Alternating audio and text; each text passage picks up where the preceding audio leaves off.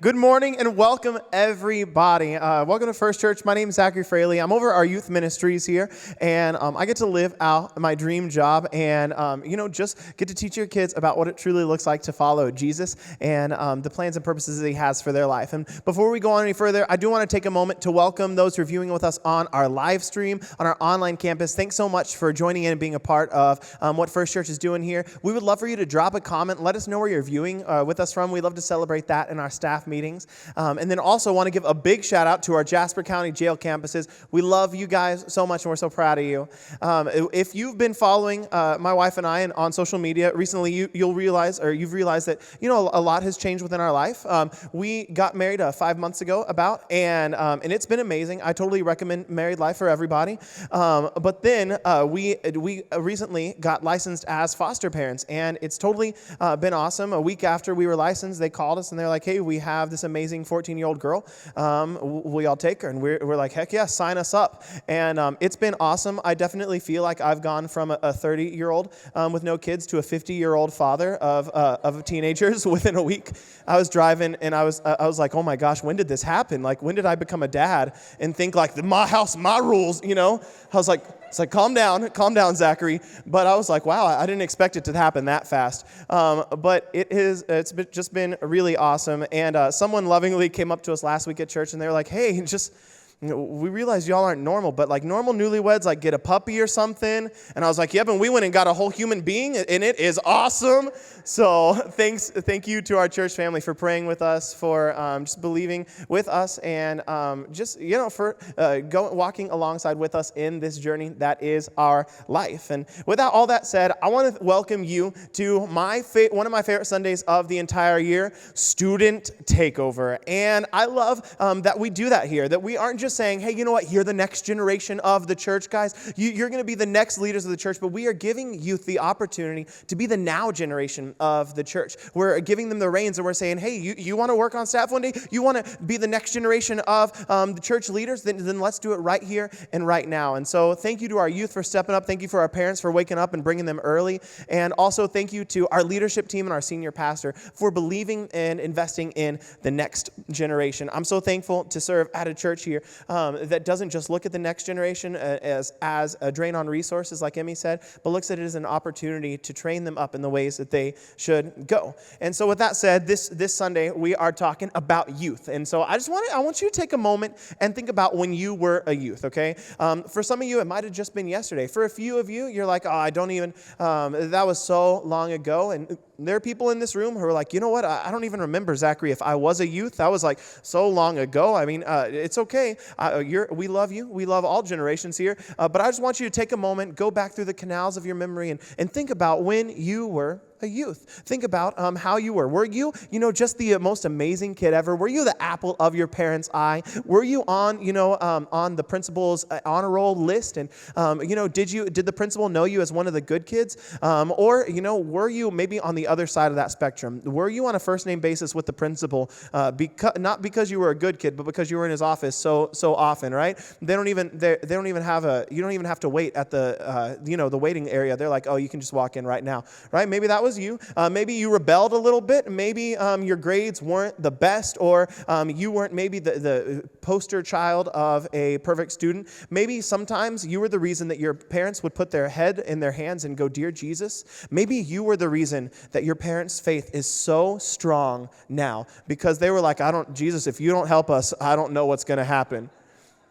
I know for me, I wasn't necessarily the first. I was more the latter. I was on a first name basis with the principal. He'd walk in and I'd say, hey, he said, you know what, you can just call me my first name now. We're that close already. And I would constantly get in trouble for pulling my friends down the hallway by their leg while screaming obscenities. I one time, or a couple of times, looked at teachers and said some not choice words to them that I can't repeat here at church, and so I won't. But also, I was a fairly good student, though, guys. I was in the top 10% of the bottom 15%. But you know what? I was in the top 10%. So I'm just kidding. But the thing was, for me, youth for me wasn't necessarily like, the best time of my life. It was a time that was difficult, especially for me, since, throughout my life, I was raised by my mother up until sixth grade when I realized that due to her drug addictions and addiction to men, I couldn't live with her anymore. So my grandparents actually got custody of us. And so they raised me through some of the most difficult times of my life. And I just thank God for them. But as my granddad would describe me, I was probably a bit ornery. I was difficult. And being somebody who's raised by my grandparents from sixth grade on, and for so many years, I really thought that it was my grandparents' fault. I thought that it was their fault for how I acted or for all the things that happened to me. I saw them as people that I fought with, people who didn't understand me because they were so disjointed from me by age, people who didn't want the best for me. I thought that they only wanted to mold me into their 1970s version of a Happy Days guy. Hey, some of y'all know that, the youth, it's okay, don't worry.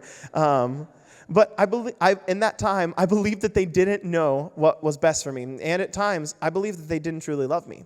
In a lot of ways, I simply thought that my grandparents were fighting against me, that they were fighting against who I was, against all the things that I wanted. And that's one of the things I wanted to speak to you about, youth and fighting against them. In so many ways, I think that we fight a lot against youth. Maybe their clothing choices, their music choices, their friend choices, their attitude. Woo, man, okay, but while I'm saying don't fight with them, I want to challenge you in something. While I'm not saying don't fight with them, I believe that we shouldn't just fight against our youth, but that we should fight for them. Don't fight against youth. But instead, I want to encourage you to fight for them. What does that mean? Well, currently in the U.S., Generation Z and the millennials are turning away from faith like wildfire. Droves and droves are turning away from the Christian faith and from the Christian walk. They're pursuing their own, in an effort to pursue their own wants and desires. They are turning away from their faith. And in a lot of ways, I don't blame them, right? The church purports itself to be this place where peace reigns and there's joy and, hey, there's so much love here. But when they go to church, all they see are people fighting for their own wants and desires, fighting for their own preferences, their own comfortability, fighting for a pew seat that they've sat in for their whole life when they don't even want to sit in pews. In a lot of ways, I don't blame them. Many churches are places where people are fighting against youth for their own preferences, wants, and desires. But I'm so thankful for First Church. I believe here is a church that we aren't just fighting against youth, but we aren't fighting against youth, but we're fighting for youth here. Instead of screaming and having a whole committee meeting over what our preferences are or what will make us comfortable or what will make us happy, we are looking at youth and we're asking, what did they need? What did they need in order to be generation after generation devoted to followers of Christ? What did they need in order to be fully devoted followers of Jesus? How can we continue to see generation after generation? So I want to thank you for fighting for the youth. From someone who is with youth all the time and a little bit more now, I want to thank you for fighting for youth, for laying aside your preferences to reach and teach the next generation. I want to thank you for fighting for the next generation. But the thing is, that's not over. The difference between fighting against them and fighting for them is this. Fighting against youth, it looks like you going into your teenager's room or maybe your child's room or, and you saying, hey, you know what? I don't like this music. Can you turn it down? It is annoying me and it is too loud. Put in your AirPods. I don't want to listen to it. That's fighting against youth. But fighting for them looks like you saying, hey, can we look together at the lyrics of this song? Do you realize what the meaning of this song is? Do you realize that this song is supporting things that are not good, that are terrible for you, for other people, and that will tear apart families? You didn't realize that? Wow. That's fighting for youth, helping them to realize something, not just seeking to minimize your own annoyance or irritation with them. Fighting against youth looks like you saying, hey, you know what? You can't hang out with those people. I don't like them at all. But fighting for youth looks like you saying, hey, did you know that you are the sum of the 5 people you are closest to? Are your friends going to help you reach your goals and your future? You show me your friends, I'll show you your future. Are your friends currently helping you to reach the goal that you have for your life? Oh, no? Wow. Okay. Well, you know what? I'm not telling you have to choose different friends, but I want to equip you to be with the knowledge to be able to choose to have other friends. That's the difference between fighting against and fighting for. Fighting against your kids is in an effort to get what you want, in an effort to minimize irritation and to make yourself feel better in that moment. Fighting for them is helping them see the reasoning. And I feel like so many of us, our goal of parenting is to minimize irritation and distraction with our children, but that's fighting with our kids. And at its core, it's selfish in that. When parenting, the root of parenting should be anything but selfish. That's what fighting for our youth looks like. Instead of saying, what do I want? What can I do to get what I want? It's thinking, what can I do to give them what they need? Don't fight against your youth. Don't fight against people to get what you want. Fight for them to give them what they need. So today, my challenge to you and to everybody is not to just fight against youth, but to choose to fight for them. And that's something that's hard to do because it takes reminders, it takes perseverance. It is not easy, and it is a little bit difficult. But I believe fully that it ties in with the mission here at First Church to see generation after generation become fully devoted followers of Christ. And so I just wanted to talk to you guys about how we can fight for our youth, how we can choose, because I believe when you're fighting for someone, when you're fighting for them and their future, not just against them, when you're fighting for them, it helps you not to fight against them. And so today I actually want to take a look at the lives of two great, powerful men of God from the Old Testament. And so we're going to be looking at them. We're going to be in 1 Kings and 2 Kings. And the first one, we're going to be looking at Elijah and Elisha. And just to give you a little backstory, Elijah is a prophet. He is a man of God that goes about and tells the message of God to other people. He helps other people get their life back on mission. He is the voice of God on earth at that point. And he lived in 900 BC, 3,000 years ago. And what was happening during this time was actually people, the Israelites, God's people, were turning away from their faith in Jesus. They were from their faith in God. They were turning away, and they were actually turning to worship false gods. And the king of the Israelites at that time started building shrines and temples to worship two false gods in particular, Baal and Asherah. And while them choosing to worship false gods, that is bad because first off, that they are choosing to not worship God. The other reason why them worshiping these false gods is bad is because the worship of these false gods it led to sex trafficking, it led to child prostitution, it led to a ritualized rape, and it was very bad for everyone. It ruined families, and people thought as they did these acts, these horrible acts, that they were pleasing their false gods, and that their false gods would bring about rain, they would bring about harvest, and they would bring about fertility to their land. And God saw this. God totally saw this and was like, okay, you know what? You think that they are the ones that bring you rain? You think that they're the ones that bring good harvest? Well, watch what I can do. And so Elijah goes up to the king at that time, and he drops this bomb. Elijah says to him, as the eternal lives, as the true God lives, the true God who gives life to Israelites. He's saying here, hey, you know what? Your gods, your false gods, Baal and Asherah, they don't give you life. It's God that gives life. As he lives, the true God who gives life to the Israelites, the God whom I serve, guess what? No rain or dew is going to touch the earth unless I give the word. In this moment, Elijah goes and he says, you know what, you can do all those horrible acts, but it is not getting you what you want. It's not going to give you the life that you desire. And so he leaves. He goes into an exile for 3.5 years. And guess what happens? No rain comes. There is no dew on the earth, and the ground dries up. All the harvests die. There is no wheat. There aren't any things. There's no food for them. Everybody is dying from this drought. And so we enter this 3-year and 6-month drought where there's literally no rain. And over this time, Elijah does many miracles. He raises somebody from the dead, and then after 3.5 years, he goes and he has an old school showdown with 450 Baal priests. And he says, okay, you do your thing, I'm going to do my thing. And God shows up in a way that only God can. It's truly amazing. One of my favorite times in the Bible. And then after that, he goes into another exile. Elijah, the man of God, goes into this deep depression because he feels like no one else is there to serve God. No one else has a desire for God. No one else loves God like he does. In that moment, he cries and he says, God, will you just take me home? I don't want to be here anymore. I want to be with you so much. He had such a passion for God that he no longer wanted to be apart from him. And then God speaks to Elijah, gives him a mission, and says, Lord told him, go back the same way you came. Travel to the wilderness of Damascus. When you arrive there, anoint Hazael to be king of Aram. Anoint Jehu, grandson of Nimshi, to be king of Israel. And pay attention here. And then anoint Elisha, son of Shaphat, from the town of Abel-Meholah, to replace you as my prophet. He says, hey, I want you to go, and I want you to anoint this guy named Elisha as the prophet, who is going to be your successor. And before we go on any further, I realize that Elijah and Elisha are two difficult names, and I don't want to preach on them and have to go like Elisha the whole time. I've prayed sometimes. I've been like, Lord, could you not have gotten two different names, a little just a little bit different? But so from here on out, to make it easier for me to preach and for you to understand, we're gonna from now on, Elijah is gonna be Eli, and Elisha, there we go, is going to be Junior. And so that's how we're going to be referring to them here, because Junior is going to be taking over Eli's portion soon. So it says that Eli went and found Junior, son of Shaphat, plowing the field. There were 12 teams of oxen in the field, and Junior was plowing with the 12th team. Junior went over to him, threw his cloak across his shoulders, and then walked away. Eli's cloak was the token of his spiritual power. Well, what we see here is it's not just like, husbands, if your wife is cold, you give her your jacket and you're like, no, it's okay. I'm fine.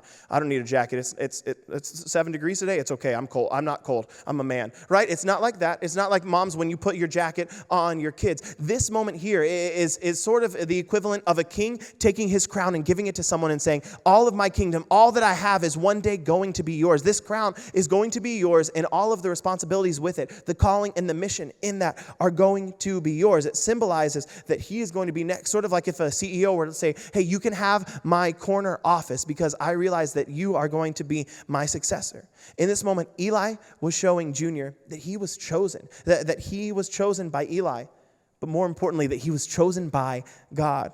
Through this account, I want to take away some key points on how we can continue to fight for youth. And when I say youth, I don't just mean youth. How to fight for youth, yes. But this message it can be applied broadly to how to fight for your kids, your 3-year-old, your 4-year-old moms who are dealing with, their temper tantrums, right? It can apply to you fighting for your youth, for your children, for your grandkids. It can apply for you fighting for your best friend or that family member who needs somebody to fight for them and not just against them. And so in this message, I want to talk to you guys about how we can fight for youth, how we can fight for people, the people that we love. And the first thing that we see here is that God wants us to choose a person. Right? In this moment, when Eli goes up to Junior and puts that cloak on him, he is telling Junior that he is chosen by God, that he is chosen. I know this doesn't seem like a very profound point, very deep, but this, it doesn't seem like the deepest, but the significance here is so strong. The prophet of God, the voice of God there on earth at the time, just chose his successor. And this moment, at this moment, Junior knows that his life is changed. He knows it. He goes and he changes his life. He throws away his old way of life, his old way of income, and he follows after God.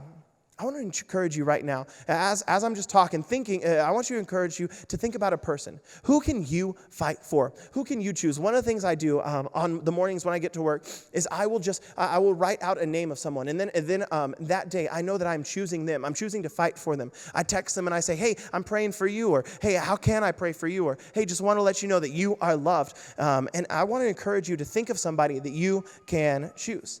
I think letting people know that they are chosen is so important. I think back to my grandparents and when they got custody of me. Prior to that, I was this boy who was always going along with my mom for the ride. Throughout my life, up until 6th grade, I was just the afterthought for my mother. I was the person that she brought along with her, and as she moved from state line to state line, as she burned bridges and took us to different places, by the time I was in 5th grade, I had been in 10 different schools throughout my life. And up until that point, I really wasn't chosen. But the thing is, when my grandparents got custody of me in 6th grade, it changed everything. I knew for once that I was chosen. For once, I didn't have to nurse my mom back to health or raise my sister, but that I was chosen and that I was loved. I was seen by my grandparents. I wasn't just the person who was always along the ride, but I was chosen. I was the one who was wanted and desired, the one who was getting taken care of instead of having to take care of other people. I was no longer an afterthought. To my grandparents, I was the one that they chose. And I believe it's so important. The important thing that we can glean from this is that in order for us to fight for youth, in order for us to fight for the people we love, we have to let them know that they are chosen. We have to let them know not only that they are chosen by us, but that they are chosen by God. And we all have youth in our life. We all have a person in our life that we can choose. It might be your niece or your nephew. It might be the person that you work with. It might be a family member. It might be your 3-year-old who is difficult sometimes, but you need to choose to fight for them and to fight for their future.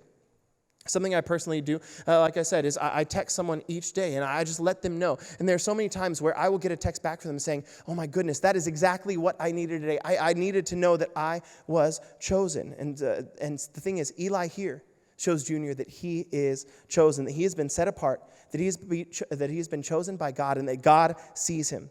In the moment here, this one act, it reminded Junior of something so important, that he was not only seen by Eli, but that he was also seen by God. Being chosen by God's people is a reminder that God chooses us as well. So how do we fight for youth? Number one, we choose a person. We let them know that they are chosen. If they are our chosen, that we are going to fight for them, just like Eli did to Junior. But we also give them a mission. We give them a mission in their lives. What we see here is from this one transaction where Eli puts this cloak on Junior is that there's something associated with this cloak. It isn't just a fashion statement. It isn't just, a nice cloak for him to wear, but there's weight. There is a mission that is attached with this cloak, a calling. Junior knew at this moment that his life was changed. Junior knew at this moment that his life wasn't about oxen anymore, about plowing fields, but that his life was now had a different purpose. His life was now about following Eli and about learning how to minister to God's people. He knew in that moment that his life's purpose had changed. He had a different mission in his life.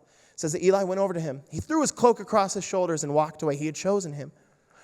Junior left after standing there. He ran after Eli and he said, first, can I go after my father, kiss my father and my mother goodbye, and then I'm going to go with you. And then Eli looks at him and says, go on back. But I want you to think about what I've done to you. In that moment, Junior looks to Eli and he says, can I just go back to my old life for just 1 second? Can I just go back? I just want to tell my mother and my father goodbye. And Eli says, you can, but I want you to think about the mission that I have given you. I want you to think about what I have done for you and to you. Eli at this moment chooses to be his disciple. And it says, so Junior returned to his oxen. He slaughtered them, and he used the wood from their plow to build a fire and roast their flesh. He passed around the meat to the townspeople, and they all ate. Then he went with Eli as his assistant. Eli at this moment chooses his disciple, and he gives him a mission. Junior at this point realizes his calling and his mission, that he would be the disciple of Eli, and that he would one day be God's prophet. As I look at kids, they are so passionate about so many things. I've only had a 14-year-old daughter for like a week, but I realize, she will wake up at 6 a.m., get all ready, and go out into the living room and start doing the renegade. I'm like, what are you doing? Is there something wrong? And she's like, renegade. I'm like, okay, she's passionate about it, right? You may have a youth that is passionate about Fortnite, right? They get so mad when they don't get that dub and they throw their remote control, their controller, and it breaks. Maybe you've had to replace a few of those. We have youth that are so passionate about so many things: sports, extracurricular activities, the choir, drama, streaming their games, creating videos. But the reason youth aren't interested in following Jesus is because to them they see no purpose in it. Because to them they see no purpose in it because of the evidence of our lives, right? They look at our lives and we say Jesus gives us joy, he gives us passion, and he gives us purpose, but they see no purpose or joy or passion in the lives of their parents, in the lives of their family. People who say, it's so important for you to follow Jesus, but they don't see the reason behind it. But that's what I love so much about this church, is that when you walk in here, you can walk away knowing what the mission is. You walk away knowing that there is a purpose to this church, to this building, to this body here, and you can walk away knowing what that is. And I feel like that's why so many youth come here on Wednesday nights and bring their parents on Sundays, because they have found their mission. They have found their purpose and their God-given mission for their life. And the thing is, I want to encourage you, if you want your youth to be passionate about what you are passionate about, then you have to be passionate about what you are passionate about. I'm going to say it again because that's a lot of words. But if you want your youth to be passionate about what you are passionate about, if you want them to be passionate about Jesus, then you have to be passionate about what you are passionate about and choose to be passionate about Jesus and show them your passion for him. Show your kids, show your youth, show your family how much his love has changed your life, and share that with them. Get them on mission. Get them on board. Your kids want to be passionate about something. Show them that the only thing that is truly worthy of our passion, of our striving, of our purposes is Jesus and making his kingdom come and his will be done. Junior saw in that moment Eli, and he saw that he was passionate about the mission that God had given him. The simple act of Eli giving Junior this mission changed his life. He actually, in this moment, Junior gives up his old life. He kills the animals that used to bring about his money. He destroys the plow. He destroys his plan B, something that he could fall back on, because he realizes that now his life has changed. He has a purpose and a mission in his life. While my grandmother wasn't always perfect, she was really good at giving me a mission in my life. I remember there was this one morning we were talking, I was getting ready for school, and she just wanted to talk to me. She was like, hey, Zachary, all I want for you and your life is that one day you'll be able to take care of yourself. And I said, okay, that's great, Grandma. And she said, yeah, and one day I just really want you to be rich and famous so you can take care of me too, and I don't have to go in a nursing home. I was like, there we go. There's the caveat. Okay, I see you. And then I got back at her, and I was like, you know what, Grandma? Money to me isn't important. I don't care about my job. I don't care about all that stuff. I just want to do what I love. I could be poor, but as long as I'm doing what I love, I will be happy. She looked at me. I had just burned her biscuit so much. She was like, okay, Zachary, let's get in the car. We get in the car. I'm thinking we're going to school. We pass by the school. I'm like, Grandma, where are we going? She's like, we're going on a field trip. Okay, she took me to the homeless street bridge in San Antonio called Commerce Street Bridge, where there are hundreds of people living in this little tent village. She said, Zachary, look around. And I was looking around. I was like, she can kick me out of the car. What's happening? I'm really scared. Like, please, Grandma, I'm so sorry. Whatever I'll take care of you. No nursing homes ever. Please, you don't. And she said, look around. These people said the exact same thing. They said money didn't matter to them, right? I was like, I don't want you to kick me out, so I'm not going to try my luck here. But I think, the analogy is a little imperfect here, right? I was like, there have been a lot of other things that happened in between that and here. But you know what? I understand where you're going. She was, in that moment, she wasn't just fighting against me. She was fighting for me. I mean, it probably would have been easier for her to let me go off to school and think all those things. But in that moment, she wanted to give me a mission. She wanted to give me a purpose, as misguided as it might have been. I walked away from there with a purpose and with a mission. Also knowing that my grandmother wasn't fighting just against me, but that she was fighting for me. She didn't just see who I was in that moment, right? But she saw who I could be in that moment. And the thing is, Junior knew what was associated with that cloak, the mission for his life. And I know what was associated with that bridge, a mission for my life that my grandmother wanted to give to me. What's the mission that you can give to your kids? What's the purpose that you can show them through your life? Saying, hey, you know what? I don't want you to just be happy here on earth, but I want you to be happy for eternity. I want you to know who Jesus is. I want you to know him, and I want him to be known by you. I want you to follow after Christ and to make him known to all of your friends. What is a mission that you can give to your family members? What is a mission that you can give to the youth? What is a mission that you can give to the people that you are choosing to fight for? And I just think about it. Who in your life is waiting? Who in your life is just waiting for someone to give them a mission? My whole life changed when I was 22 years old, and I felt like that God had truly given me a mission for my life to help youth realize who he was, to help youth follow him. And it changed my life forever. I wouldn't be here in DeMott today if I hadn't been given that mission and if I hadn't chosen that. Who in your life is just waiting for someone to give them a mission? So, how do we fight for our youth? Number one, we choose that person. We choose them. We let them know they are chosen. We let them know that we are going to fight for them even when they don't want us to fight for them. We are going to love them even when they may not necessarily want our love. And then we give them a mission. We give them a purpose. We choose to be passionate about what we are passionate about, knowing that it's going to help them to be passionate as well. And then we spend time with them. This one, this is the last point. It's a 3-point message, but I really want to focus on this one. For the next 8 years, in between that point where Junior chose to follow Eli, they spent 8 years together. They were roommates. They were friends. They spent all of their time together, and they spent so much time together. They would go out for coffee. They would read together and talk about the Bible verses. They would go through life together. And I just want to let you know, it isn't enough to just choose someone and give them a mission.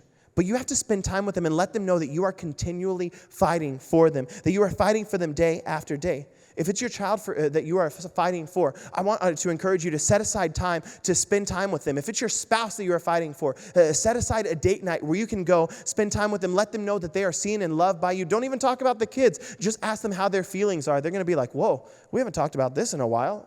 I don't even know what I'm feeling anymore, right? But in that moment, choose to fight for them and then spend time with them. Are you spending intentional time with the people that you choose to fight for? In order for us to fight for someone, we have to spend time with them. Eli and Junior spent most of their time together for 8 years. They had difficult conversations. They probably had a few arguments, most likely, as they fought for each other. But Junior saw Eli do miracle after miracle. Junior saw Eli's purpose and the mission in his life. And he said, I want that for my life as well. Some of my fondest memories are with my grandmother. When, we would wake up on a Saturday and she'd put some toast in the toaster because she didn't really cook that much. She'd put some jelly on it. We'd sit at the coffee table and drink tea because, she was old. And so we'd drink tea together. And she would legitimately spill the tea. She'd be like, you know what, Zachary, back in 1978, I did this. Your grandfather did this. Your mother did this. And I was like, ooh, tell me all the gossip. Like, come on, let's go. She spent time with me. She spent so much time with us, and I sort of think that that's how it was like with Eli and Junior, right? Them sitting down and reading together, and Eli sharing not juicy bits of gossip like my grandmom shared with me, but instead, wisdom that God had given him, sharing his wisdom, his struggles, his pains, and his victories. Eli spent time with Junior, and it changed Junior's life. They became close. They became friends.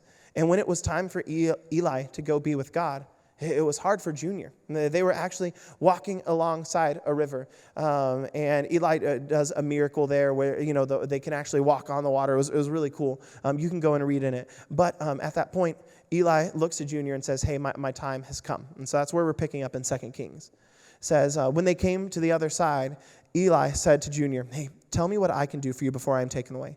And Junior replied, "Please let me inherit a double share of your spirit. I want to become your successor." In this moment, Junior had seen the mission that Eli had in his life, and he was like, I want to continue that mission for you. I want to do the same things you did. I want to have the same purpose and the same mission as you did. I want to spend time with other people. I want to choose to fight for them as well.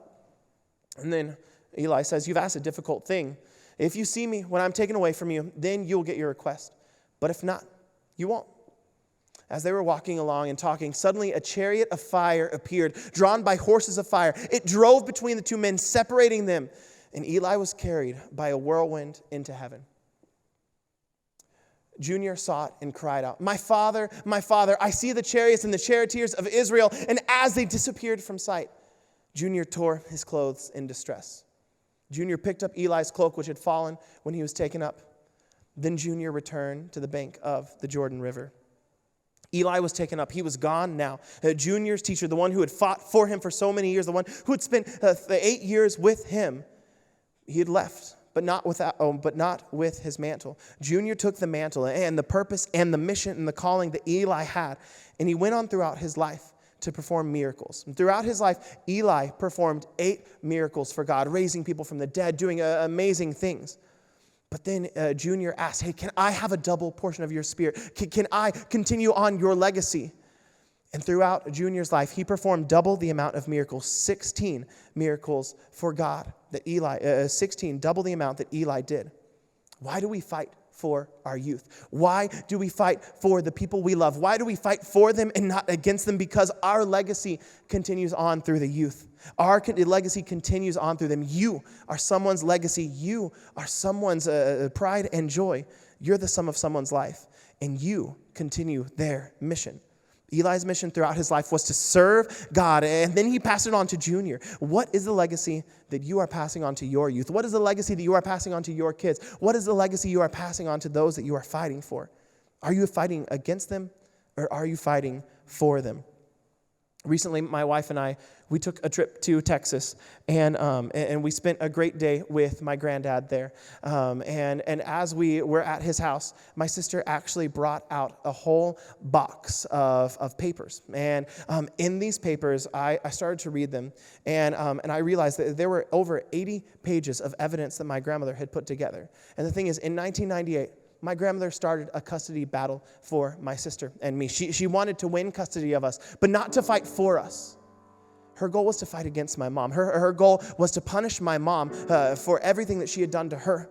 In that moment, she was fighting against my mother, and she wanted to give her a jab. She wanted to punish her. She lost. She lost the custody battle for me when I was in 3rd grade.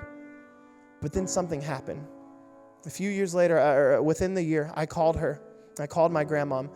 She recorded it, and she wrote it down in these 80 pages. She said that I called her, and I expressed how we were living with no food, with no running water, no electricity, how we had to get an extension cord from the neighbor's garage so that we could even have heat in our house, how we had to use the bathroom outside. And then she found out that I had severely burned myself with 3rd-degree burns, and she writes it down in these 80 pages. She said, food was scarce, potatoes were the staple diet. Today, Zachary hates French fries and ketchup, which is unusual for a 12-year-old boy. One time, he had burns on his hands and feet because Frankie, his mother's wife, cooked his usual specialty of French fries. Then he got high on dope, left the pan on fire, and it caught on fire. The grease spilled on Zachary's hands and feet when he tried to remove the pan from the fire and burned him badly. He has some scars, mostly from accidents of this type that had happened in the home. There were 80 pages of evidence that she had put together. In that moment, my grandmom realized she lost her resolve. She had lost because she was fighting against my mother. But that wasn't the reason that she should be fighting. She saw my sister and I. She saw the way that we were living. She saw the pain that we were being put through. She saw everything that my mother was doing to us. And she resolved to fight for us, not just against my mother. And so for the next 3 years, my grandmother compiled over 80 pages of evidence, pictures, testimonies, written things, where she would just write about everything that had happened, the things that we had told her, the ways that we were being neglected. There are 80 pages of stories just like this. And for the next 3 years, my grandmother fought a battle for me that I never knew. I never knew until a month ago that she had fought for. As I read throughout those 80 pages of evidence of stories like this, I realized that she wasn't just fighting against my mother, but in that moment, she chose to fight for me and my future. She didn't just see who I was, but she saw who I could be. And she fought for us. She fought for my sister and I. She chose us. She gave us a mission to be able to take care of ourselves. And then she spent time with us. And in that moment, it is something so real. As I was sitting there on the couch in my grandfather's house, reading through these 80 pages of evidence, or reading through them all, I realized that all that my grandmother had fought for me, the 3 years that she had fought for me, but then I realized and I remembered that our God fought for thousands of years for us. Our God fought for us in the same way. He compiled evidence. He compiled everything so that one day he could win the battle and one day he could have custody of us. He fought for us so that he could choose us. He chose us before the beginning of time. He gave us a mission to live on purpose for him and to help his people know who he was. And then he said, I want to spend time with you. I don't just want to spend the rest of your life with you, but Jesus wants to spend eternity with you and I. In that moment when I was reading through those papers, 80 pages of evidence that my grandmother submitted to the court so that she could win custody of us and give us a better life. I remembered the fight that Jesus fought for us on the cross, the thousands of years that went into God being able to win us back so that he could let us know that we are chosen, let you know that he has a mission for your life, and let you know that he wants to spend time with you. He doesn't just want to spend the rest of your life with you, but he wants to spend the rest of time with you. Eternity. In Ephesians 1:4, it bears it out like this. Even before God made the world, God loved you, and he chose you in Christ to be holy and without fault in his eyes. Why do we fight for people? Why do we choose to fight for them? Why do we choose them? Why do we give them a mission? Why do we spend time with them? Because God chose us, because God fought for us, and he is fighting for us now, and we can do that for his people as well, and we can let them know about the purpose and the mission and the love that he has for them. God made you the center of his affection. God made you the focal point of all of his love, and he chose you before the world was ever formed to know who he was and to be made holy and blameless and to be forgiven. And all he asks for us to do is to turn around and help other people know that they are chosen, not only by us, but by God, to let them know that there is a mission, that there's a greater purpose for their life, that God is passionate about them, and we should be passionate about him as well. And he asks us to let them know that he simply wants to spend time with them, that he wants to come and live in our heart, to make us new, and to teach us how to follow him every day of our lives. in a moment of privacy and concentration, would you just bow your heads and close your eyes? As I was talking, is there anybody in your life who you realize, I need to choose them? I need to choose to fight for them in the same way that God fights for us, in the same way that Eli fought for Junior. Is there anybody in your life who you have to fight for, who you are choosing to fight for? If you're in this room and you're saying, yeah, Zachary, I want to take that challenge, I just want to encourage you to raise your hand right now. I want to pray for you. I see that hand. I see that hand. I see hands all over the room. I see that. That's awesome. Jesus, I just pray that you would help us to choose these people, that you would help us to fight for them and not just to get against them, that you would help us to fight for the youth, that you would help us to fight for our children, that you would help us fight for our families, that you would help us fight for our coworkers and those who are far from you. And then if there's anybody in this room who's never chosen Jesus, who's never chosen to follow him, I want to let you know that Jesus chose you. And he's been waiting for you to say, you know what, I want you, Jesus. I choose to allow you into my heart. I want to spend time with you. If you're in this room and that's you, I want to ask you to just raise your hand. I see that hand. Anyone else? I see that hand. Awesome. I see that hand. Awesome. I want you to pray with me, and I actually want everybody to pray this prayer out loud as a reaffirmation of our faith.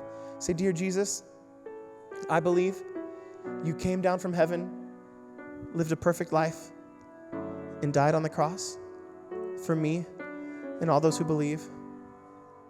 Thank you for fighting for me, for choosing me, for giving me a mission, and desiring to spend eternity with me. I choose to follow you every day until I get to be with you in heaven. It's in Jesus' mighty name we pray, and everyone said, amen. Amen. Hey, if you did take that next step today, I want to encourage you, fill out a next step card, bring it to me or one of our staff at the welcome desk. And if it is your first time, we have a first time desk or a first time table that we'd love to meet you at. But otherwise, could we just give a round of applause to those who have chosen to follow Jesus today? Amen. Would you guys stand as the band leads us in worship?